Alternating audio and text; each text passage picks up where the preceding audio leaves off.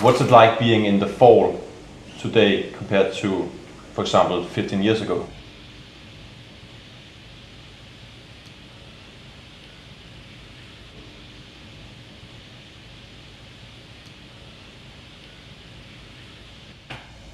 Is it the same or? Better. What? Better. You mean like 1986, you mean? Like what? Sorry. 1986. No, not a particular year, You but just... haven't got your fucking shit together, that's all ours. I mean, you just go off a fucking train, haven't you?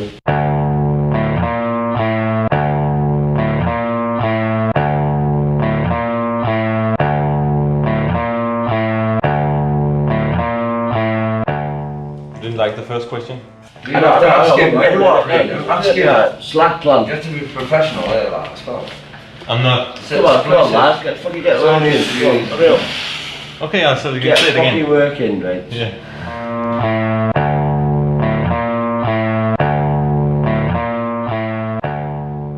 What's it like being in the fall today compared to in the early days or something? Much better. It's better. Yes. In what kind of way?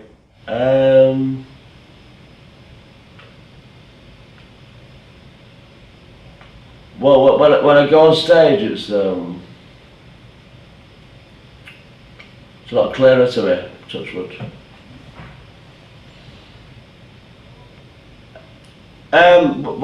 There's been periods with the group where I've felt very uncomfortable on stage, you know, and recording. It's like a cyclic, goes round.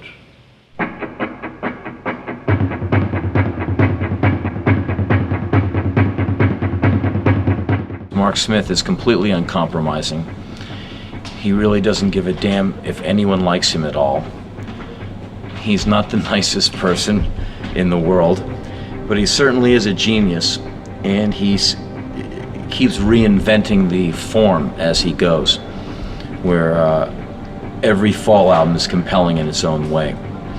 There's no bad fall records as far as I'm concerned. And to be able to have about 80 releases and have been operating shop since the mid-70s and still be going strong with no signs of letting up, there's something to be said for that. And most of the people that Mark Smith started playing with and around that early English scene, hardly any of them exist anymore, at least playing music visibly where anyone's interested.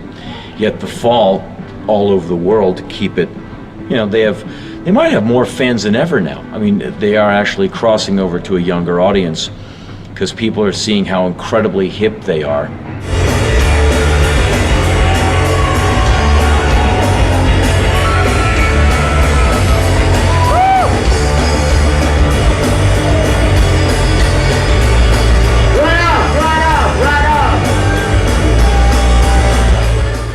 I know very little about him. He lives in a strange house in Prestwich I don't go in. There's a strange animal that lives inside it, and it's full of stuffed creatures. Very sinister. I believe that he's possibly a warlock. And he has a power, a fetish. In primitive societies, he would have been known as the witch doctor. And he is, and in his performance, like a witch doctor.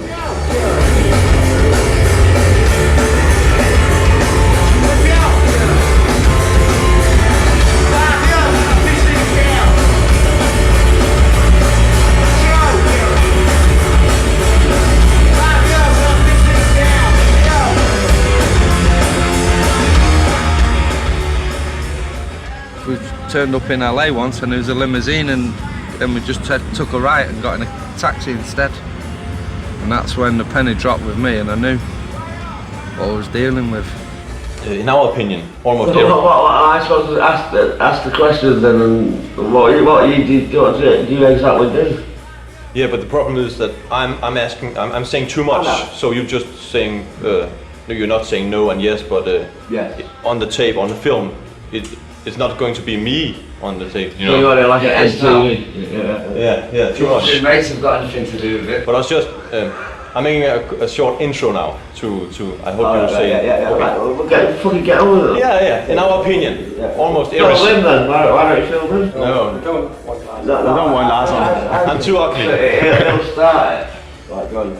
And the blah blah blah blah. Blah blah blah blah.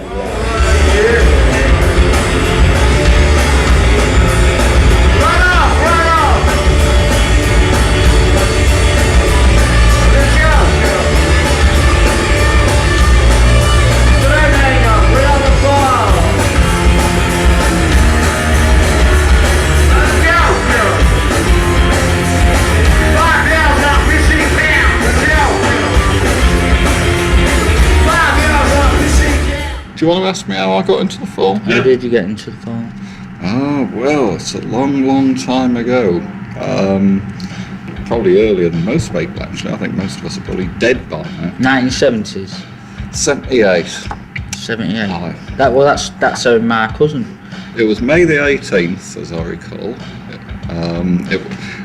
So I was into punk, your bog standard punk, except for me it was adverts and Buzzcocks, and it was the Buzzcocks were at Newcastle City Hall, and I went along there for the night, and during the warm up for the gig, they played various records, tapes over the PA, and this thing came over. With this hideous cacophony and this shout of "Right, noise!" and it was repetition, and it absolutely swept me away. Hypnotic. Away digger repetition.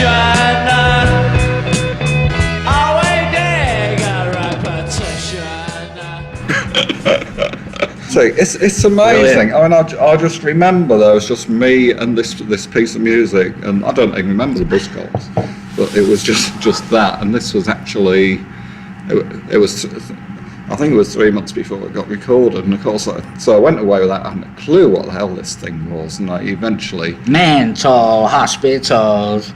they put electrodes in your brain. Mark had this office and this kind of organisation. As I say, Mars Copeland, who's a big cheese in the music business now, had this office, and they had this single, Bingo Masters Breakout. Hadn't put it out. It'd been lying around for about 6 months because they were, people. There were very few punk record labels that made any sense. So if a record label actually had any coherence, it would be swarmed by bands. Bands would be trying to get there, and I don't know how that record got to Mark Perry and the Mars Copeland people, but they had it, and they said, listen to this.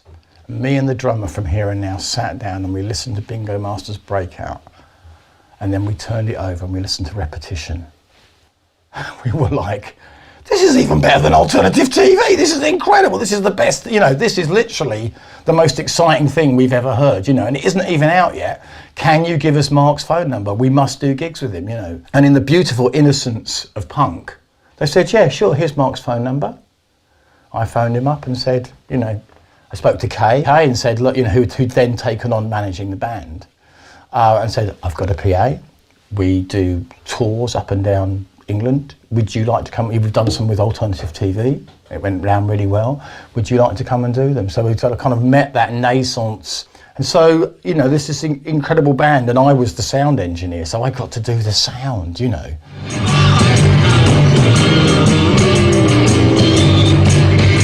When I first heard, I don't think I was too impressed when I first heard the band, to be honest. I just thought, it's just another scratchy kind of Manchester band. But then I saw them at a gig somewhere, and I can't remember where it was, somewhere in Manchester, where they were supporting, or were supported by Echo and the Bunnymen.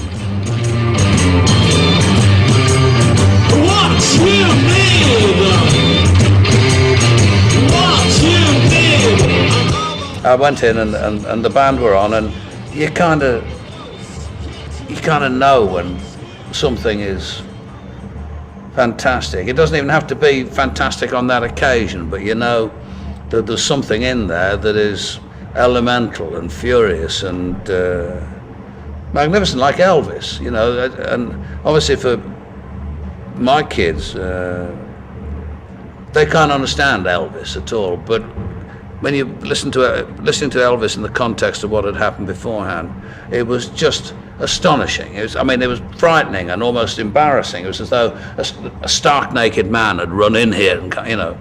Actually, my favourite falls are the first lot and the Bricks period. The very early fall, you like that?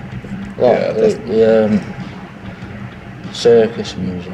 Circus music. Oh, is it called? Never have enough circus. Oh, I've never understood music. that. Blue Orchids were called circus music as well. I know what you mean, but it's a very punky kind of circus music. It's funny. I mean, it wasn't in the background of punk. I mean, that's the thing. I suppose the EP was to an extent. Live at the Witch Trials was just so completely unlike anything else that was being done at the time.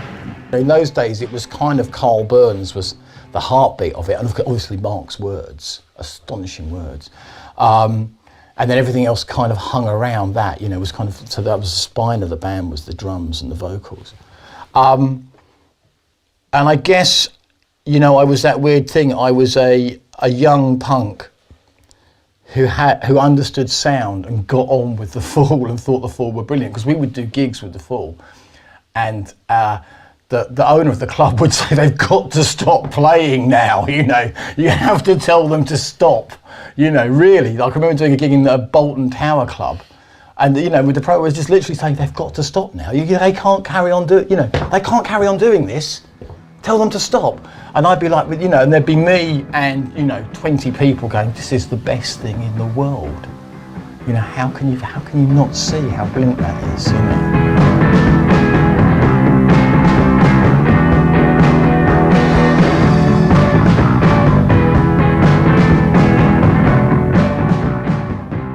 You know, they're playing, like somebody said on False Arts the other day, something about Lud Gang. It's like a tune, the bass playing or something, it's off key or something. It doesn't sound off key to me, it sounds right. It's the right notes to play. So what's off key? It creates the right momentum in that song, so there's nothing off key about it. You know, that's just like music students, theorists and crap like that.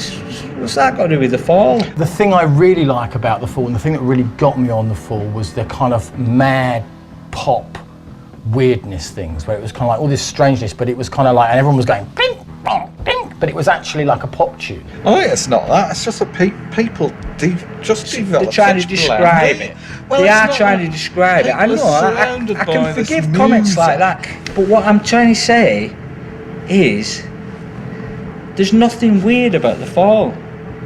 In a lot of ways, the pop music's weird. Yeah. Oh, it's horrible. And it's just complete cacophony. I don't know how people can listen to that sort of stuff. You see these bands and they're like tarts, aren't they? They're just tarts, like, you know, buy my record and I'll shag you or something. You know. What's all that about? It's rubbish.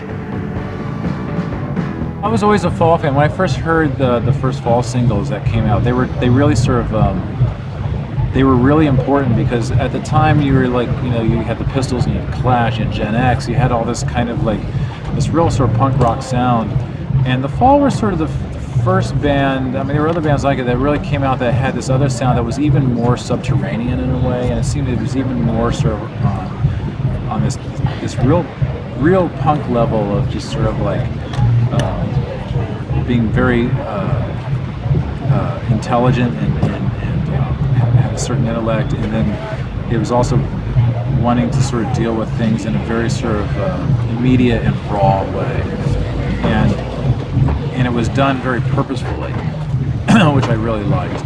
The most special thing is just Marky Smith's brain, because he's the Fall, you know, so I think he could sing if, you know, whatever his voice was like, it would still be the Fall, even if he sounded like like a helium voice, you know. He'd make that sound good.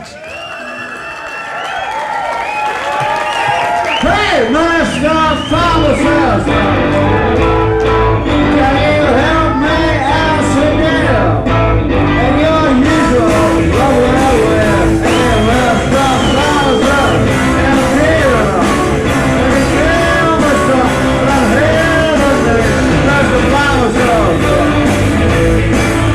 make Thomas, won't you live? Give me some energy, Master Thomas.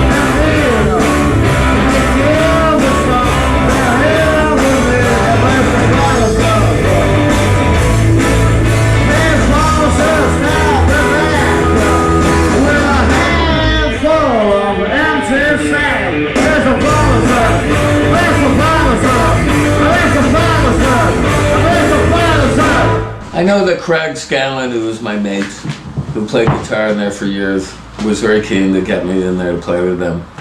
And so I met them and with Mark, and we, you know, had a perfectly nice time just chatting, and Craig was around, and I just never really pursued it for a couple of reasons. One was because there's a big geographical distance between New York and Manchester.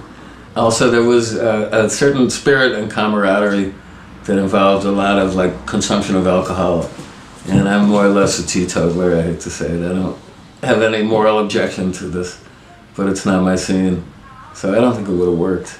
But saying that, I would still be happy to play with them, you know, even if it was a live, you know, one-off or a session or something, because I think there's a great spirit. I used to, you know, do speed with them. With Mark? Yeah, and that wife of his, that girl, I don't know, she's from California. They were worried about me. They told us not to do so much of it. The story he hates me telling about him is the one where a girl I knew used to go out with him, and he was an insomniac. He used to be up all night. And she said that when he got up in the morning, he used to have cornflakes with Guinness and sprinkle speed on. And that was his breakfast, you see. And he hates me telling that story, but I know that it's absolutely 100% true. So fuck you.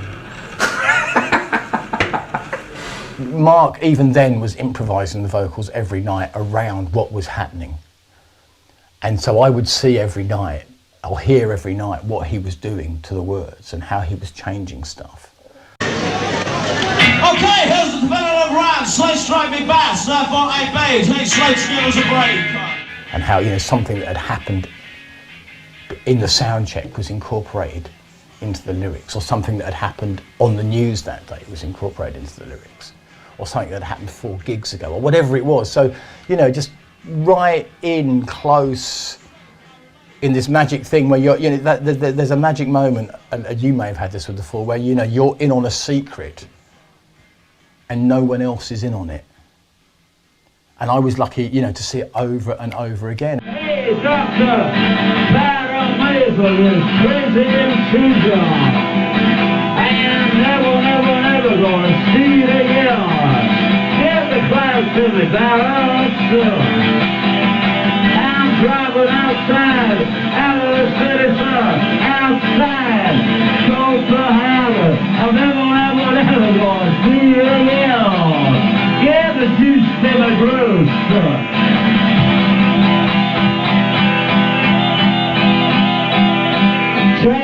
Come on, get up there, yeah. Come on, go back. Got Bob Dylan in the room there. Bob Marley.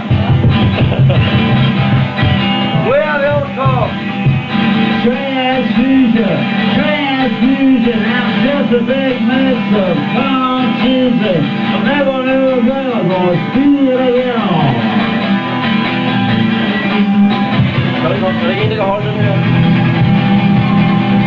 Like now.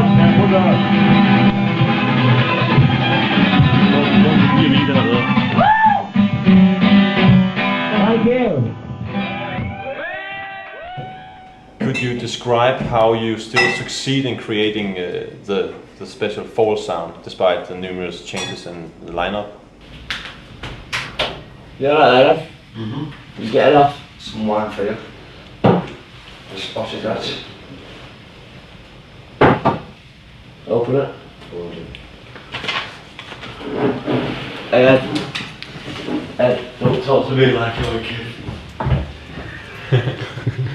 Did you understand that?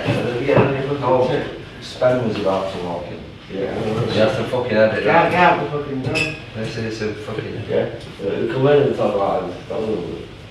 Yeah, lads. Okay, continue. Yes? So say it again. What? Could you describe how you still succeed in creating the special fall sound despite the numerous changes in the lineup? I don't think about it, so it's not important to me. Can I answer that? Because he's the father. Yeah, obvious. But so you're not conscious about it? It's just... I don't think it's so good to be conscious about it, because I think that's when you lose it, I think. Yeah. So when you start working on a new record, yeah, it's just... I don't listen to the old stuff. So you start out fresh every time? Got to be done. And you've been doing this records with a lot of synthesizers, and then you go back to the basics, like... Yeah. Well, I think it needed to be done, yeah. Because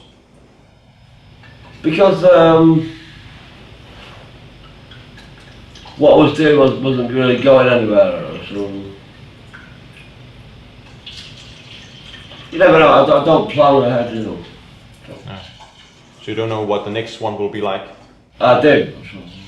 Could you tell something about it? I'm not going to tell you. No. I think he knows where he wants it to go. He always gets it where he wants it to go. Sometimes something will be too good, and so he'll kind of... Do you know what I mean? Something can be too perfect sometimes, and he'll find a way of making it not, you know, by I don't know, secrets. Yeah, he create odd secret cassettes. Create odd situations in the studio because he does things and it doesn't work from like where we work from, which is like musicians. Like this is how you do things. He always goes right against that. In the studio, do you give him critique? Do you do? Yeah, to a certain you can to a certain degree you can do things like that. But you know, he's the boss. It's going to come out the way he wants to sound. So sometimes you're there and you're thinking this isn't going to work. This is going to be stupid. But you either walk out or you have to have trust in what he's doing. Some bands want you to do everything for them and tell them what to do, rearrange the song and stuff like that. And Mark will have the final say, and it may be that I'm allowed to go away and do my fiddling. It does seem like he's doing things just with bloody-minded and to do something but it usually always works. It improves what you're working on. Mark improvises all the time, so he'll improvise in the studio. So, you know, what I'm doing really is to try and get as much stuff out of him when he's really rocking. Just get vocal after vocal after vocal, and then go and find, you know, because he might sing a verse on one take that he never sings on another take. That is one of the great verses of the song, you know. And so my job is to curate.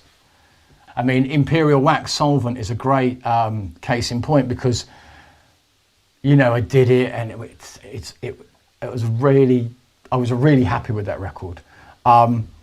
And then I think I probably went to Australia or something. I think I went away to Australia, and I remember having this conversation with Mark, and I was saying, like, just don't screw with it, Mark. You know, it's great. It's a great record. Don't screw with it, please. You know, I'm going to go. And he said, I'm definitely not going to do it. It's brilliant, you know. And then I came back, whenever it was, month later, or 2 months later, and then I heard what he'd done to Imperial, which is what he wanted to do, and that's fine. He said, you know, but to me, it was like, what? You've done what?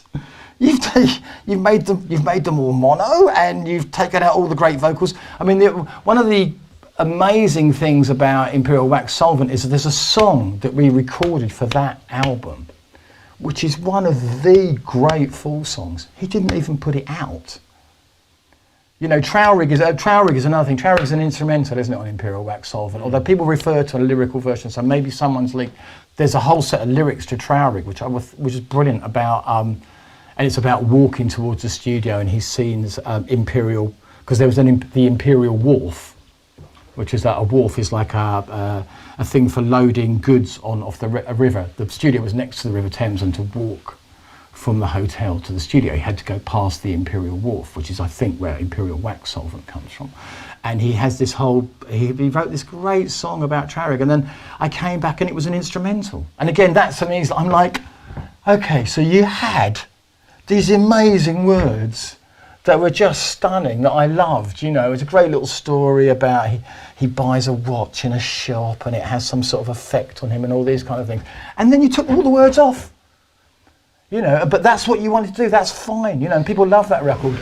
He did a really good thing with this African Mama track on the new LP, where we did a version, we did 2 versions in the studio. Then he came in and he said, "Oh, I'll do it again." Right, so we had to go to the pub first, come back from the pub, right, we're going to do it again, right? So we did it, so we had 3 versions of it, right?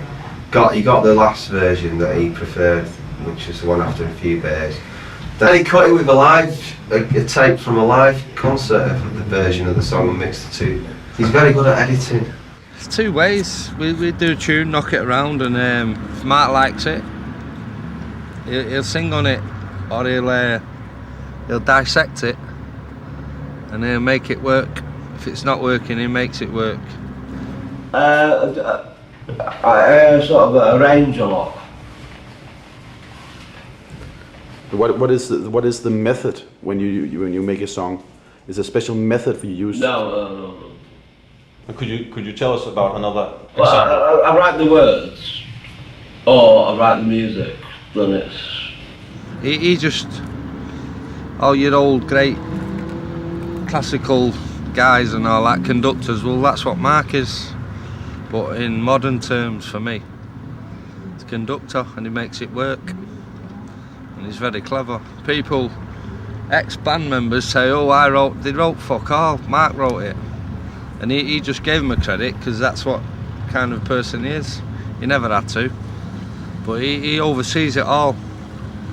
Even from a distance, he knows what's going on. Even when he's not in the room, he knows what's going on. And he's a conductor, he conducts it. He'll give everyone a fair chance to write some material, and if it's shit, it's in the bin. If he can make something out of it, he will do, just for the sake of the one person who might not be the best writer in the group. He gives everybody a fair chance. He instills confidence where there was none. You're like at least 50% of what you bring to him. He has a certain guideline that you have to stick to, and you can, you know, there's a bit of, you can play around within a certain area. But if you go too far, you get pulled up, you know, because he hates things being overcomplicated. Yeah. So if you start getting too flash, then you get brought back into line. You know what I mean? So he hates flashy bits, doesn't he? I do. You know what I mean? It's just got to be this kind of straight and powerful, and you know, that kind of thing. I don't work with the musicians so much. I do tell musicians what to do. I'm not a bully, but I do try and educate them in certain ways. Could you use a song as an example? For instance, you know, like Bourgeois Blues off the new LP. Are You the Missing Minute? It's just like 2 chords repeated, so special arrangements I use.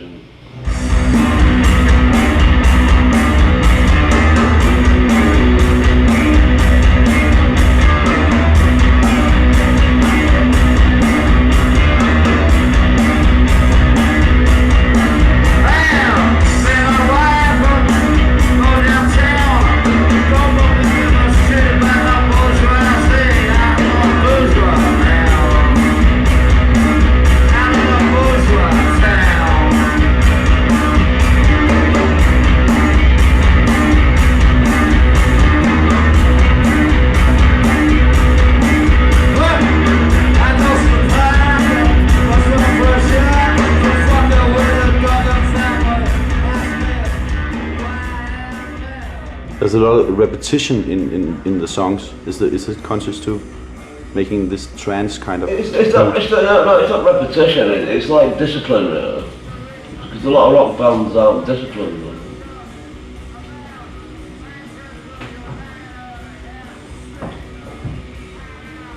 There's too many guitarists in the world.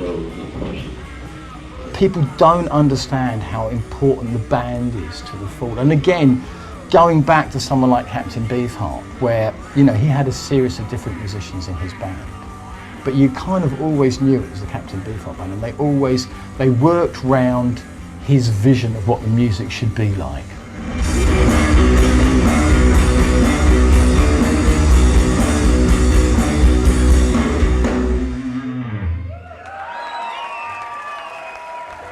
You know, these people, they come in, they become very, very important for like whatever it is, 5 years, and they become right integral to it all.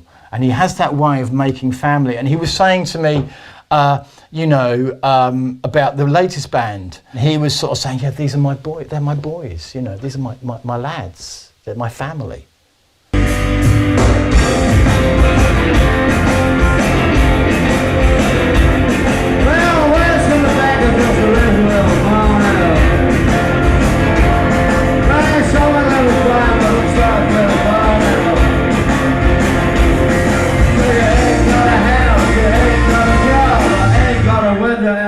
Got a plot. Now get my hands on some F-roll tomorrow.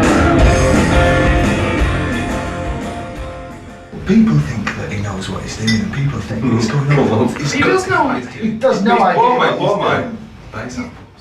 Yeah, like, you think he knew what he was doing. You think he went over and thought, oh yeah, I want Ben to have this sound. He doesn't know. He blew his Jim's bass amp up. He just goes around and just whacks it up full blast. He doesn't kind of alter everything a little bit to create a certain sound. He'll just kind of put his hand over and just pull everything off. But sometimes he'll go over and he'll turn my knob the wrong way and it'll turn me off. And then he'll try and put it back on and he'll give up in 3 seconds and walk away. So that's when I've got to turn around and do it again.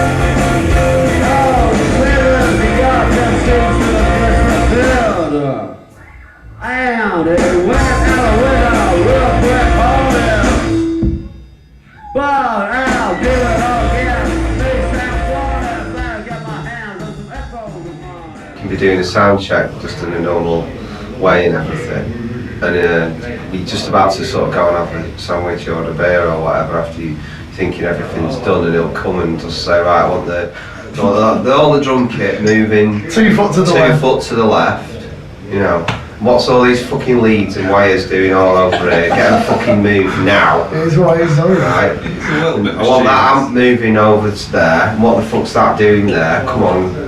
Like that, innit? Yeah, he's really naughty. There's no only way to describe it, is it? But it's funny how it makes people jump, man.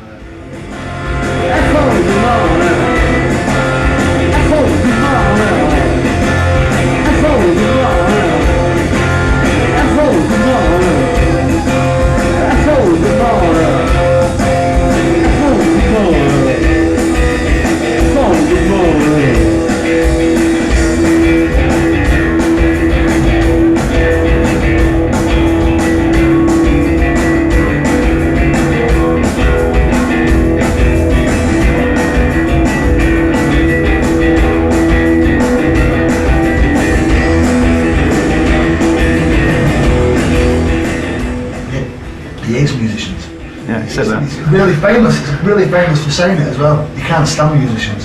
He hates them. He hates working with them, which is why he's got 36 different lineups. Yeah, but at the end of it, though, Mark's got to stand in the middle of the stage. Everyone else stands at different parts of it. He hears a different thing than everyone else does because he's right at the front. And it's sometimes it's hard to work out what he does. Sometimes he likes chaos. And he does things for the sheer sake of it being chaotic. And sometimes he does things that look like chaos, but they are quite controlled and calculated the way he does something.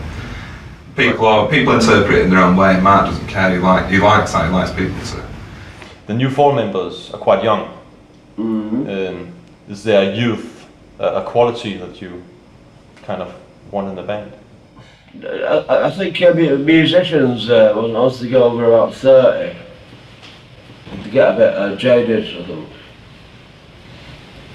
So, they get kids and that, so you have to get rid of them. Yeah. How do you pick them?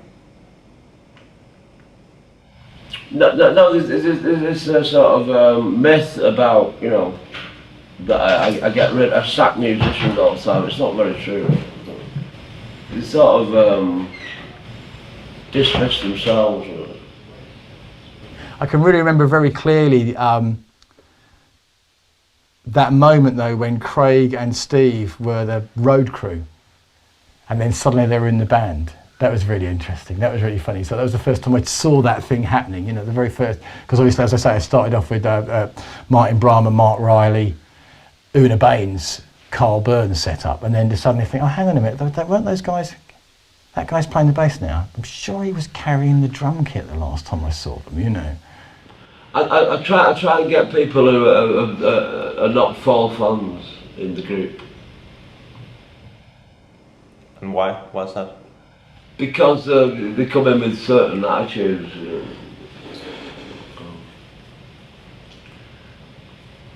They think they've got to be miserable or and they might have. I've got to be miserable in Manchester and they might have too many ideas. And they might have too many ideas about. Very much, yeah. Yeah. Very much, yeah. So you get them. Seriously. Yeah. Like big problem for me.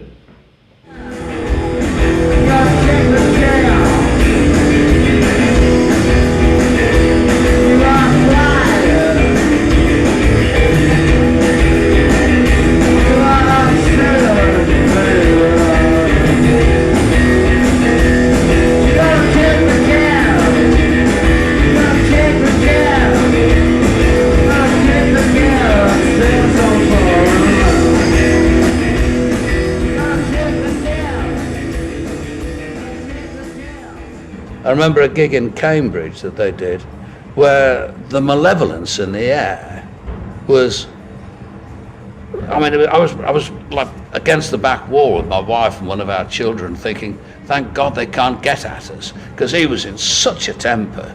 And everybody in the audience was thinking, please stay up on the stage, because you're afraid he was going to jump off the stage. And I did see a gig once where he did do that.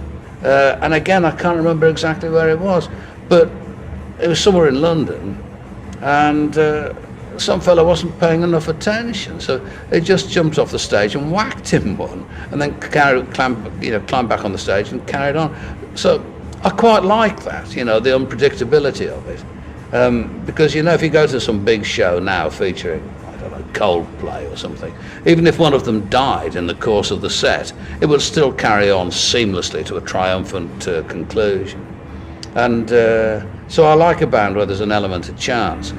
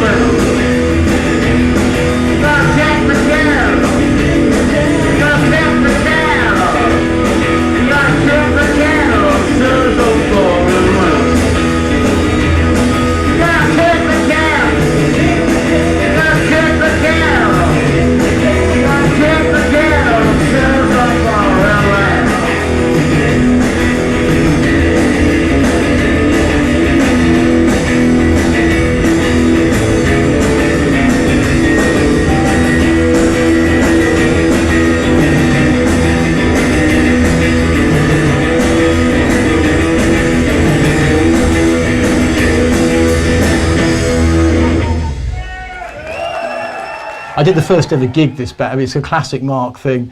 I did the first ever gig with this band that he's had now, which over whatever it is, 6 or 7 years. God, they must be quaking in their boots that they're going to be fired. But although they're actually having a great time. But I did the first ever gig they did, and you know where that was? That was at Reading Festival. It was incredible. So Mark had been banned from Reading Festival for 10 years, right? Because he punched a roadie or something like that. That's when they turned up and ended up using, they had a fight with their drummer on the way down to the gig, and they ended up using the Chemical Brothers manager as their drummer on the main stage at Reading. That's fucking 10,000 people watching you.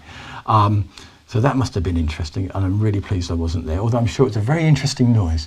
But yeah, no, I turned up at Reading whenever it was, 5 or 6 years ago, and I was like, well, this is interesting. I've never met these people before, you know, and they were kind of like, they were there with their girlfriends, and they were kind of like, yeah, we're doing the gig, you know, and I started going, well, how many gigs have you done? Well, this is the first gig. And I think this is so classic Mark. He's making his return to prove to Reading, you know, to prove to the Reading authorities that he can cut it. And he's playing to whatever it is, you know, he was on the second stage. I mean, he's playing to 5,000 people. It's a massive audience. The Fall don't often play to 5,000 people. And he's put along a band that have never played live with him before, yeah. And they were great. It was a great gig and it was triumphant, but I was like, Mark, you know, what are you thinking? What are you thinking about this?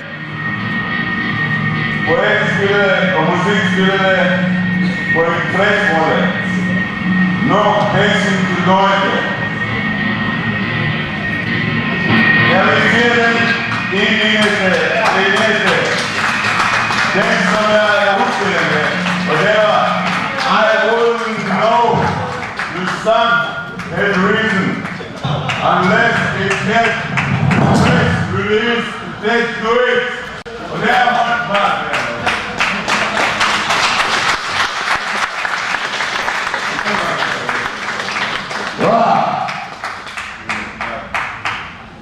Good evening, I'm Marky Smith.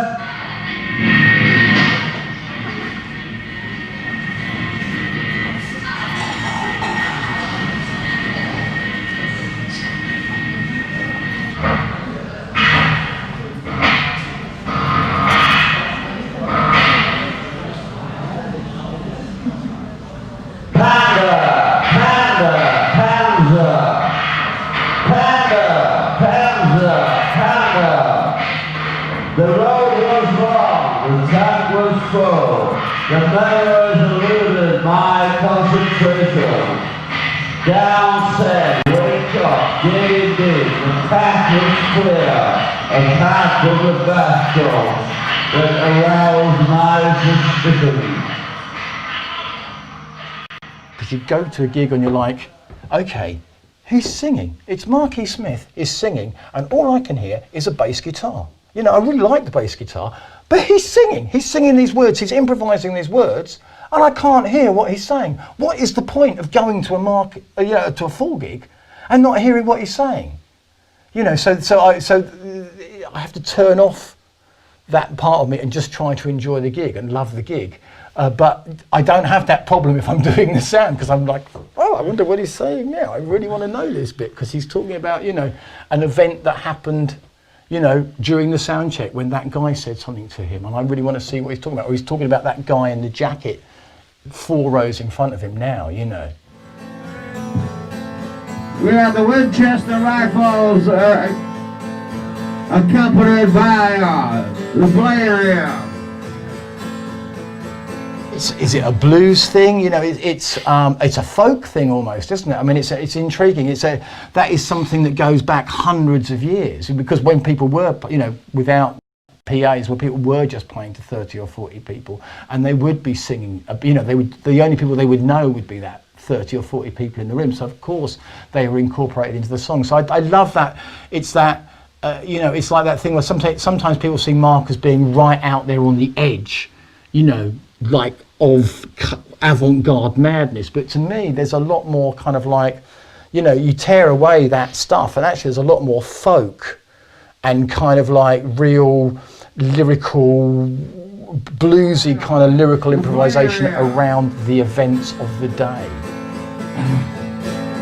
From the home of Cheshire Cheese, blanketing in its mundaneness, and happy to see you and your own pale faces reminiscent. Because there's certain key things about, certainly back in the day, I was so close that the references in the songs to, you know, people, names and places, I was there at those places. I was with those people. So there was, you know, when people were saying, what's this about? You know, and I'd be thinking, well, I know what it's about because I was there when it happened. You know, a lot of Mark's songs are about moments in time that have actually happened. They're not dredged from his imagination. They're actually almost documentary, you know, and he sings, you know, we were talking about this one day and he was saying, well, you know, I sing like the way people think. You know, the way you think, where you have 1,000 thoughts in your head. You know, every second you're sort of thinking, I'm looking out the window, but when I was 5, I did that, and I must remember to go shopping. And, you know, oh, I've got the wrong socks on, or whatever it is. So you've got all these thoughts going on, and I think that is something that's going on in Mark's lyrics. There's a huge kind of fragmented, but it's all in a coherent head.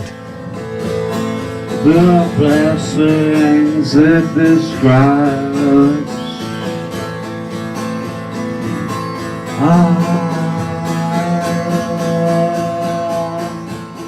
Would be annoyed with people who ask him what songs are about, because he maintains that it's bloody obvious, you know. And I would say probably 90% of the time that's true, you know, that they're very clear.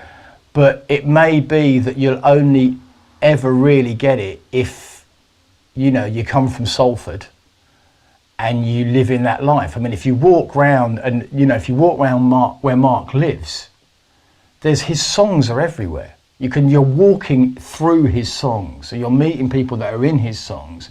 You're walking through a landscape that's in his songs. He's very, I always think this is like Salvador Dali, you know, is sort of as this really weird painter, this really strange painter. But actually, if you go to where he was born in Spain, it's like landscape painting. Those ants that you see everywhere, the melting things, it's all the rocks, the weird formations. It's all actually just around where he was born. And that's the same thing with Mark. All these strange hallucinations and things like that actually are events and people in that area, you know. And so I think that's the intriguing thing about Mark. There's probably more documentation and less invention in what Mark does than I think most people see.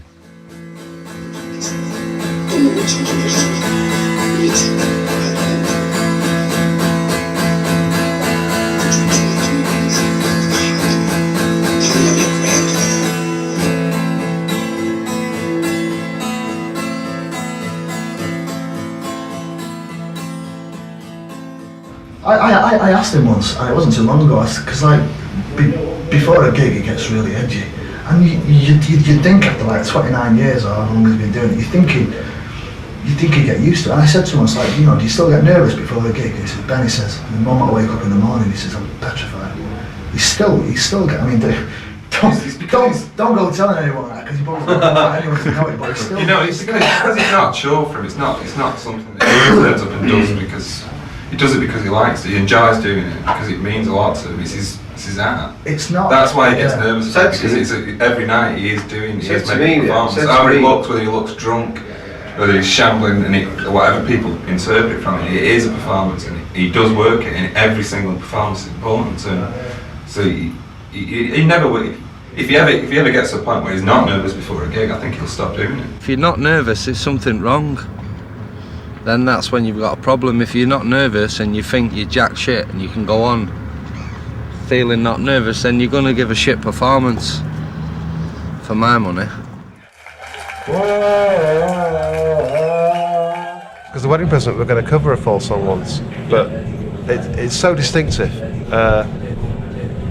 It's all in the vocal delivery, and it's not even sung.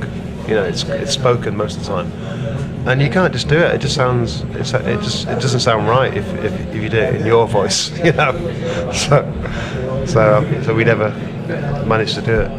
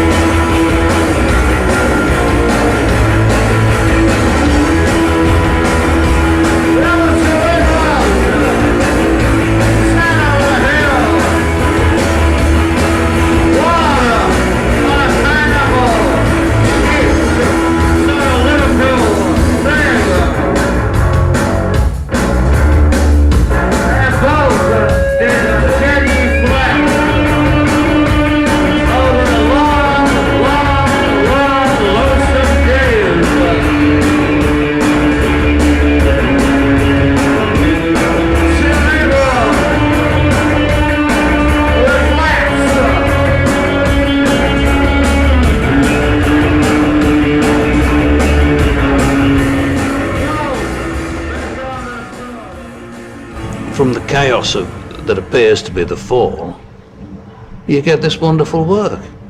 And in a way, there's no such thing as a bad Fall record, because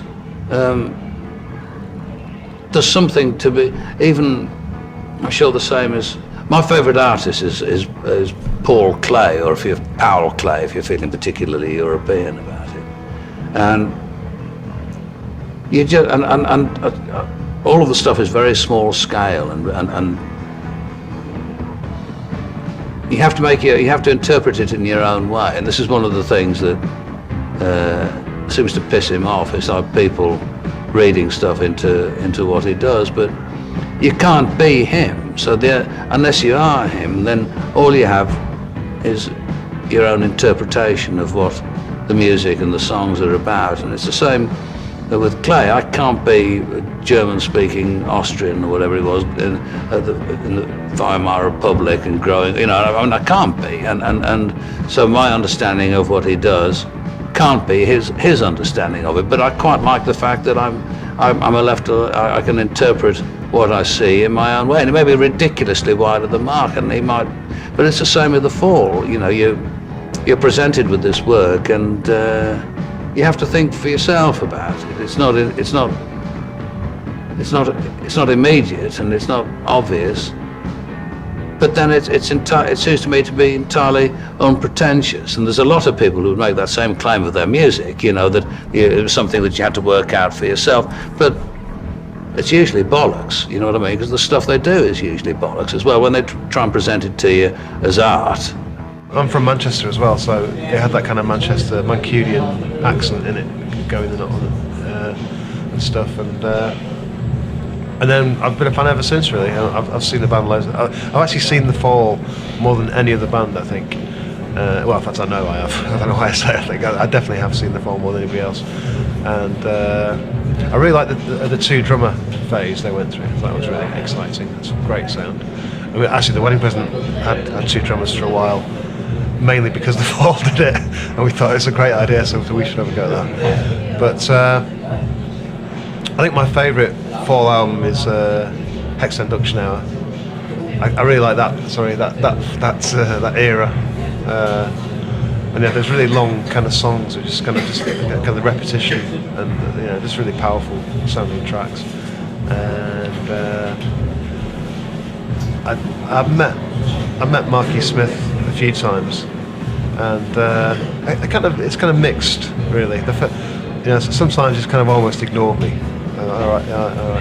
And then once I was in a pub with him, and he was talking to me all night, and it was really nice, and he was actually straightening my hair down for me because it was sticking out. And he kind of accused me of being like a journalist because I kept asking all these questions. I'm just a massive fan, you meet Marky Smith, you want to ask him questions. So Mark Smith really is that guy who you really hoped you could be. Like, if you're in a band, you really don't want to care what anyone thinks, but you do. And you really want to be able to crank out a record every 9 months, but you can't.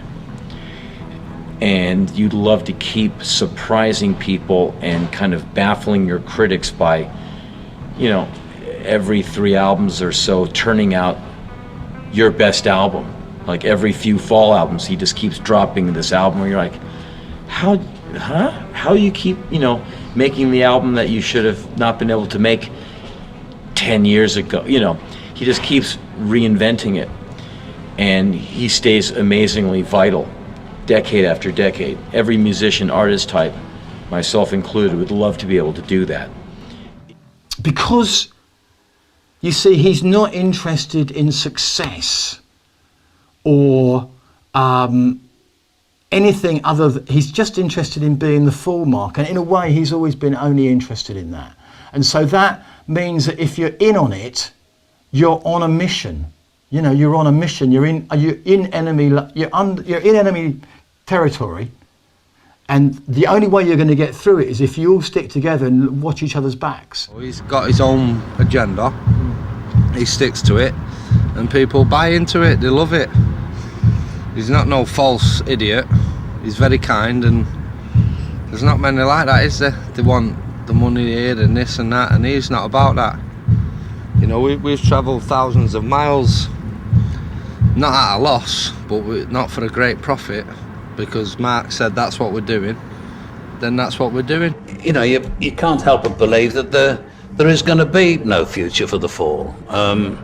You wonder how much longer he can go on. The number of times when I've thought that I should hate, it would be shockingly wrong in the way that people used to say, I'm sure they were right, that for like blues singers, in order to do what they did at its absolute best, they had to remain in poverty and suffering and oppression. And of course that's probably true. You can't be a satisfied, well-paid, fat, happy blues singer, really. It's a contradiction in terms. So perhaps in order to make Fall records, Mark has to live the kind of chaotic life and exploitative life that he seems to lead. And yet out of this wreckage, somehow fantastic work appears, and you think, that's almost miraculous. Of course there's tension sometimes, but that's the Fall. They're not a fucking cabaret band or a covers band like, all Duran Duran who made it. Who made what? They're all fucking hooked on cocaine, depressed, on tranquilizers and fucking horse painkillers, aren't they? You can't have a fucking 2-minute interview with any one of them without them having a line or a makeup artist there. With the Fall, it's just raw. So I think all of us have learned, in order to be understood and to get on, to speak to people that we don't know, that we have to kind of edit out a lot of the stuff in our heads so we make sense. And Mark's in that wonderful position that he doesn't have to do that so much. So he can let that, because Eleanor, provides an organisational and direction for the Fall. That means, again, which Mark has always had. When Mark has been successful, there's been somebody who understands Mark, be it Kay Carroll, be it Brick Smith, be it Eleanor, who understands Mark and is willing to interrelate with the rest of the world on his behalf. And so the compromises that we often have to make in our thought processes and our verbal patterns, I don't think Mark needs to make, In a lot of ways, they're the only band you need to know about, really, because they've never been part of fashion and never will be. But people who do things that I like, and other bands, other musicians who do things that I like, will always say, "Oh yeah, well, it was the Fall that got me into this." So I think historically they're as important as any band has been, and I include like the Stones and the Beatles and things, because they've made people realise that they can be in bands too, and that you can be in a band without becoming teen idols or whatever. You can actually, it can be quite serious work, and you can do it. Well, Mark's a guy from the neighbourhood, and I've known the work of the Fall from year zero, and I've been a convinced fan since that time. I can't really isolate one part of what he does and say that's what I like about Mark Smith, because it's a very complex package. But having said that, it's a groovy train, and everybody's welcome on board. What they did, I guess, was you might call it art rock, in the same way that you might call the Velvet Underground art rock. But the main thing was the rock part of it. Both those bands rocked and still continue to rock. If he died before me, and I think he'll keep on doing it until he does die, or ends up in an institution of some sort. I hope he does. Keep going, not end up in an institution. But if he stopped before I died, there would be a terrible emptiness in my life. A life without the Fall would be inconceivable, really, in the same way like a life without Liverpool Football Club or without my wife and children. It's that central to my life, and like as with any of these things, something that you really care about should be essentially inexplicable. And a lot of these people write to me and say, I heard the Fall, which record should I get? And I never have any hesitation in telling them, you must get them all, because it's impossible to pick one. You have to have them all. You do, and you have to have any new record that comes out, something live in Nova Scotia, 1984 or something. Even if the sound quality is terrible and he was pissed or he just fired half the band or whatever, you still have to have them. You do. So there is no answer to that question. And in fact, I'll go further. I'll say anybody who can tell you the 5 best Fall LPs or the 5 best Fall tracks has missed the point. Really, it's the whole body of the work that is to be applauded.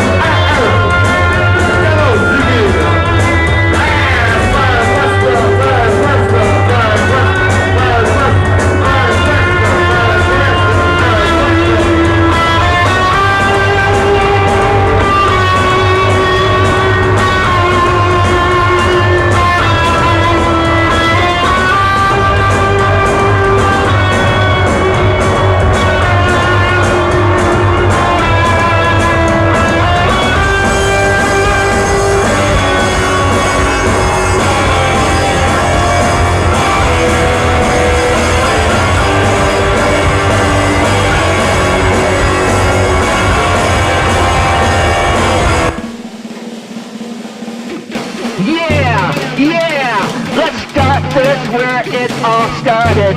1996, Rathskill Festival. 3 stupid Danish fall fans, the Wanking Vikings.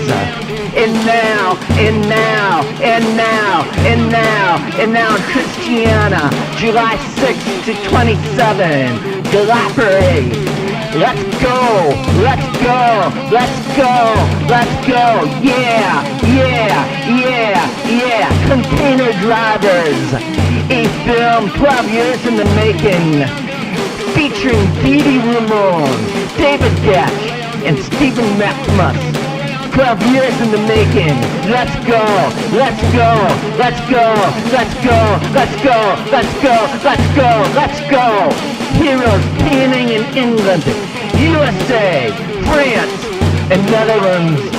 Marty Smith and Brandy Strand.